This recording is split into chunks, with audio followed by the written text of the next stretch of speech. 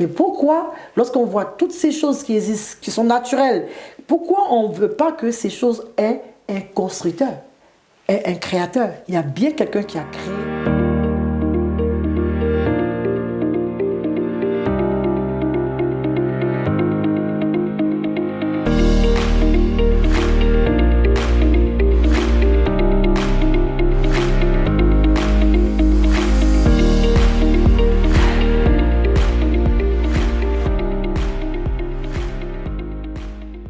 Bonjour chers privilégiés, je suis très heureuse de vous retrouver aujourd'hui dans notre mission. Nous recevons Adrielson. Bonjour Adrielson. Bonjour pasteur. Sois le bienvenu. Merci pour votre invitation. Merci. Qu'est-ce que je peux faire pour toi? Alors pasteur, j'ai une question à vous poser. Oui. Et cette question c'est qu'est-ce qui nous prouve que Dieu existe vraiment? Ah, une très belle question. Qu'est-ce qui nous prouve que Dieu existe vraiment?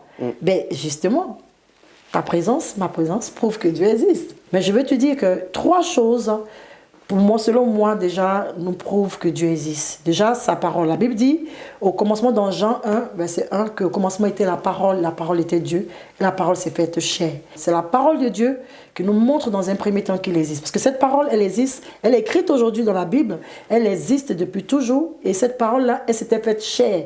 Et la parole qui s'était faite chair, c'est Jésus. Qui s'est fait chair et qui est venu sur la terre, qui a eu des émotions et il était venu pour montrer le Père. Il dit, celui qui m'a vu a vu le Père. Donc tous ceux qui ont vu Jésus, Jésus est venu pour démontrer que Dieu existe. Dieu a créé les cieux et la terre était informe et vide. Et Dieu a commencé à créer les choses avec sa parole.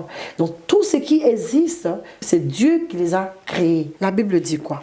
Romains 1, verset 20. Il est écrit, Dieu le leur ayant fait connaître, en effet, les perfections invisibles de Dieu, sa puissance éternelle et sa divinité se voient comme à l'œil nu depuis la création du monde.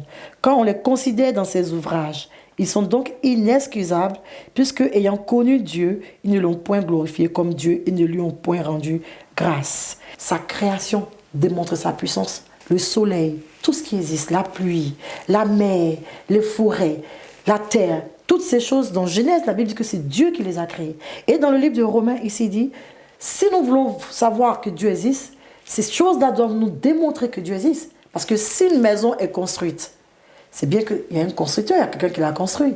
Mais pourquoi, lorsqu'on voit toutes ces choses qui existent, qui sont naturelles, pourquoi on ne veut pas que ces choses aient un constructeur, aient un créateur? Il y a bien quelqu'un qui a créé la mer, il y a bien quelqu'un qui a créé les animaux, qui a créé tout ce que nous aimons tant. Lorsque les savants, ils étudient, ils prennent les grains de sable, ils prennent l'eau, ils prennent le vent, la météo, ils étudient l'existant.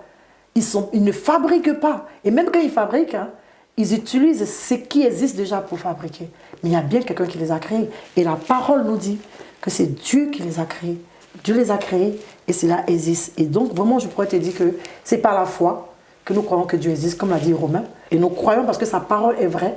Tous les philosophes, les savants, aujourd'hui cherchent à comprendre la création de Dieu. Ils n'ont même pas encore compris. C'est tellement immense. C'est ce que Romain a dit. La création de Dieu démontre sa puissance. Toutes ces choses-là qui existent doivent nous faire comprendre que Dieu existe. Jésus est venu démontrer Dieu. Il a démontré que Dieu existe. Il est le Père. Jésus est le Fils. Et par son esprit, qui continue à nous convaincre que ces choses ont été créées, elles auront une fin. Et tout ce qui a été dit dans la parole jusque-là s'accomplit. Jésus a été annoncé, sa venue a été annoncée, sa mort a été annoncée. Ça s'est fait exactement comme Dieu l'a dit. Celui qui a créé toutes choses a dit les choses et ces choses continuent de se faire jusqu'à aujourd'hui. Toutes ces choses nous amènent à dire que Dieu existe parce qu'il parle encore au travers de sa parole. Nous qui avons cru, nous voyons ces choses et nous prions que plus de personnes regardent dans la Bible, jettent un coup d'œil dans la Bible pour comprendre que Dieu existe. Comme quand ils achètent une voiture, qu'ils ont besoin de comprendre le fonctionnement de cette voiture. En lisant la notice, nous avons besoin de regarder la notice de Dieu, qui est la Bible, pour comprendre au fur et à mesure qu'il existe, qu'il a dit des choses qui arrivent, qui vont encore arriver, il existe réellement.